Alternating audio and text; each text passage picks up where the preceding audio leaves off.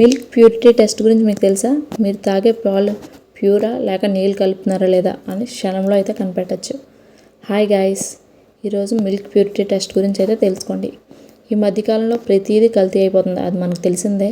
ముఖ్యంగా మనం తినే ఆహారం కాసులు కకృతిపడి చాలామంది బిజినెస్ చేసే వాళ్ళందరూ ఇలాగే చేస్తున్నారు.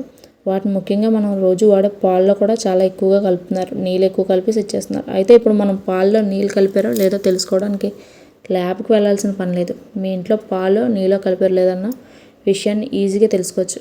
అవును, కొన్ని సింపుల్ ట్రిక్స్ అయితే ఉన్నాయి. కల్తీ పాలు క్షణంలో గుర్తించవచ్చు. అది ఎలాగో ఇక్కడ స్టెప్ బై స్టెప్ చెప్తాను, తెలుసుకోండి. పాల సెంటర్ నుంచి ఇంటికి తెచ్చిన పాలు నీళ్ళు కలిపారా లేదా అని ఈ టెస్ట్ ద్వారా అయితే ఈజీగా తెలుస్తుంది. ఇందుకోసం ఒక నీట్గా ఉన్న గాజు పలక లేదా ఒక టైల్ ఏదైనా తీసుకోవచ్చు. చుక్క పాలు దాని మీద వేయండి. అండ్ స్వచ్ఛమైన పాలు అయితే నెమ్మదిగా కదులుతూ దాని వెనుకున్న తెల్లటి గీత అయితే వదిలేస్తాయి. అదే కల్తీ పాలు అంటే నీళ్ళు ఎక్కువ కలిపిన పాలు అయితే అవి చాలా వేగంగా జారిపోతాయి అన్నమాట. ఎలాంటి తెల్లటి గీత అన్నది కూడా రాదు. సెకండ్ వన్ వచ్చేసి మేగడ బట్టి కూడా తెలుసుకోవచ్చు. పాల నుంచి వచ్చే మేగడ బట్టి కూడా మీరు పాలలో నీళ్ళు కలిపారా లేదా అన్నది కూడా ఈజీగా తెలుసుకోవచ్చు. ఇందుకోసం బాగా మరిగించి చల్లార్చిన తర్వాత దానిపై ఏర్పడిన మేగడను బట్టి మనం చెప్పేయచ్చు. ఒకవేళ పాల మేగడ గట్టిగా ఉందనుకోండి, ఆ పాలలో నీళ్ళు కలపలేదని అర్థం. ఒకవేళ మేగడ తక్కువగా చాలా పలుచగా వచ్చిందంటే అందులో నీళ్ళు ఎక్కువ కలిపారని అర్థం.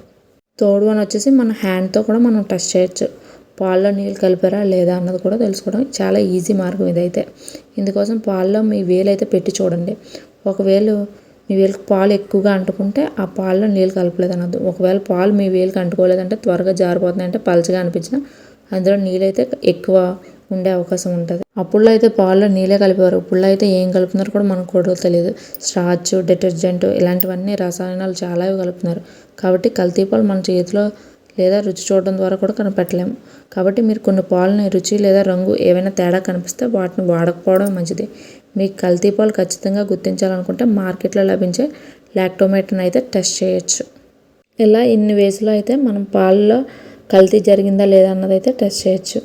ఈ వీడియో మీకు యూజ్ఫుల్ అవుతుంది అనుకుంటున్నాను. ఇలాంటి మరెన్నో వీడియోస్ కోసం అయితే మన ఛానల్ని సబ్స్క్రైబ్ చేసుకోండి. Thank you guys.